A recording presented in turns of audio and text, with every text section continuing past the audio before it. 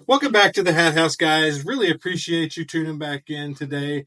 And today we're going to talk about all those hats that don't sell and the ugly side of the Hat House.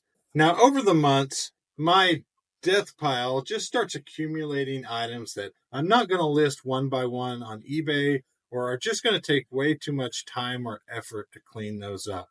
And so the question is, how do we go ahead and get those out of here without just tossing it all in the garbage and still be able to make a little bit of our money back and be able to deploy those back into good hats that we can sell?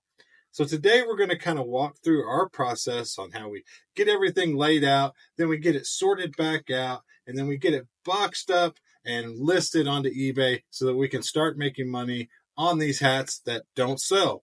So let's get to the garage and let's find out.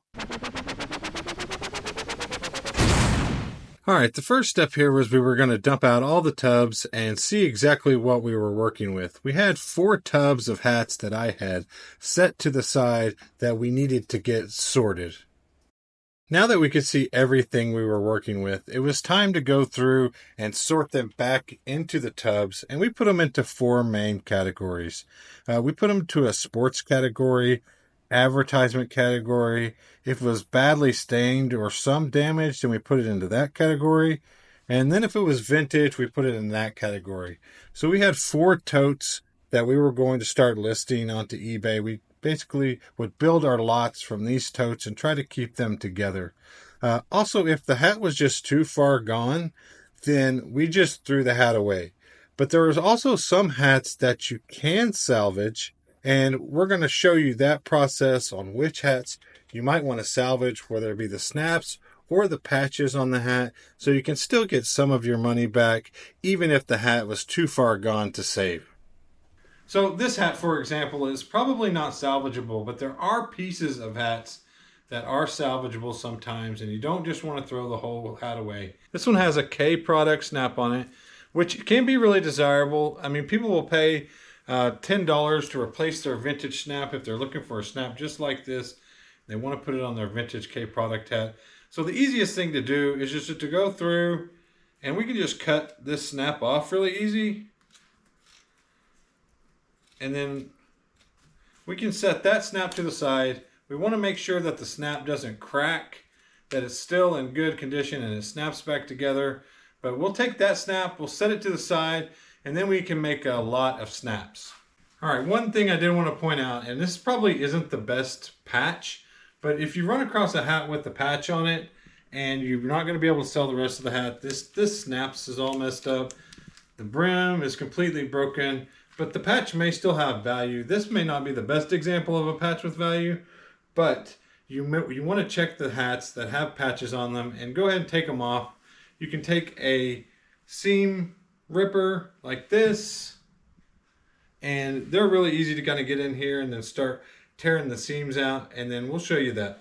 Okay, the hardest part of getting the patch off is just finding that first thread. Once you get that first thread cut, it really starts to get a lot easier, and you can just work your way around the patch and get it loosened up and get the patch off. I really recommend using this seam cutter because if you try to just rip the patch off of the hat, you can ultimately damage the patch, and then you will lose everything from the hat. Now this is trash. You can save this. I put it with all my other patches. I save patches, and then I just kind of put all my patches together, and then I usually just lot them up, and I'll sell all these patches together in a lot on eBay. Okay, now we're ready to just take our totes that we've sorted them all out of these hats that we're going to lot up. We're just going to place them down place 20 hats down onto the table, and then we're going to take our pictures of them. Mary is the picture taker, so she'll be taking the pictures, and then after she gets the pictures taken, I usually get them all bunched up, and I put them into the boxes, and then she takes one more picture of our inventory number, which is a really important step in this, so we always know exactly which box had which hats in them. All right, so before we head inside and we go ahead and list all these and we box them all up, I did want to show you how we box them up because it's really important. We use this 12 by 12 by 8 large mailing box from the post office. One, it's free, and two, it fits 20 hats in here perfectly. Okay, so you sold one box of 20 hats. That is great. What if somebody buys 2 lots from you of 20 hats? Well, we can take this box pretty easily and we can double the size of the box just by putting 2 boxes together. And it'll double the size, and then you could ship 40 hats without having to do a lot of extra moving around or going to try to find another box to combine your shipments out. So all we're going to do is just take another box of the same size.